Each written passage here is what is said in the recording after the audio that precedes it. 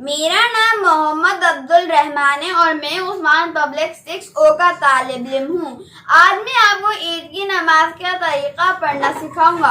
ईद की नमाज क्योंकि हम साल में 2 बार पढ़ते हैं तो कभी कभार हम भूल भी जाते हैं। ईद की नमाज के साथ साथ मैं आपको ईद की दिन की सुन्नतें भी सिखाऊंगा। सबसे पहले ईद की दिन की सुन्नत ये है कि ईद उल फितर की नमाज है सदक़ातुल फितर अदा करना, उसके बाद मिसवाक करना और उसके बाद गुस्ल करना, खुश लिबास पहनना यानी अच्छा लिबास पहनना, खूबसूरत लिबास पहनना, खुशबू लगाना, ताक अदाद में खजूरें खाना और ईदगाह जाना, ईदगाह पैदल जाना, ईदगाह घर वालों के साथ जाना, एक रास्ते जाना दूसरे से आना, ईदगाह मैदान के रास्ते तक तकबीरात पढ़ के जाना। अब मैं आपको ईद की नमाज का तरीका सिखाऊंगा। ईद की नमाज में ना तो अजान होती है ना तो अकामत होती है।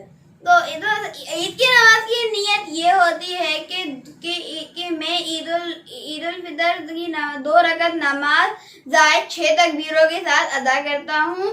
मुंह मेरा काबी शरीफ की तरफ, बंदा में अल्लाह का, ये है कि अल्लाह अकबर, कानों तक हाथ बढ़ा के हाथ बांध लेंगे। हाथ बांध लिए हैं तो इमाम सना पढ़ेगा। सना सब जानते हैं सुभानक अल्लाहुम्मा होती है। सना पढ़ ली है तो फिर अल्लाहु अकबर कह के हाथ छोड़ देंगे।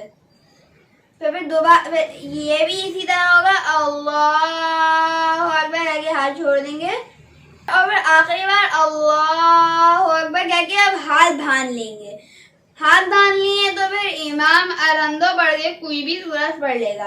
अलहम्दो और कोई भी सूरत पढ़ ली है तो फिर इमाम रुकू में जाएगा। रुकू के बाद सब जानते हैं फिर सजदा हो जाता है और फिर दूसरी रकत आ जाती है। रकत शुरू हो गई है, अब हम हाथ बांध लेंगे। हाथ बांध लेंगे तो फिर यहाँ अलहम्दो पढ़ के कोई भी सूरत पढ़ लेगा। अलहम्दो और कोई भी सूरत पढ़ ली है तो फिर हाथ कानों तक उठा के अल्लाहु अकबर कह के हाथ छोड़ देगा। दूसरी बार भी यही होगा, अल्लाहु अकबर कह के हाथ छोड़ देगा। तीसरी बार भी यही होगा, अल्लाहु अकबर कह के हाथ छोड़ देगा और चौथी बार अल्लाहु अकबर कह के रुकू में चला जाएगा।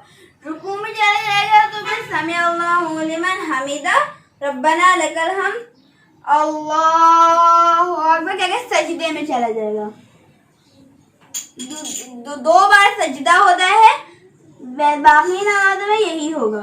फिर हम खौदे में बैठ जाएंगे, अत्तहियात पढ़ लेंगे और फिर आखिरी में इमाम सलाम फेर लेगा।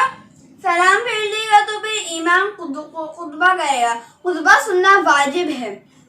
तो जब खुतबा हो जाएगा तो फिर इमाम दुआ करेगा और उसके बाद सब लोग घर चले जाएंगे।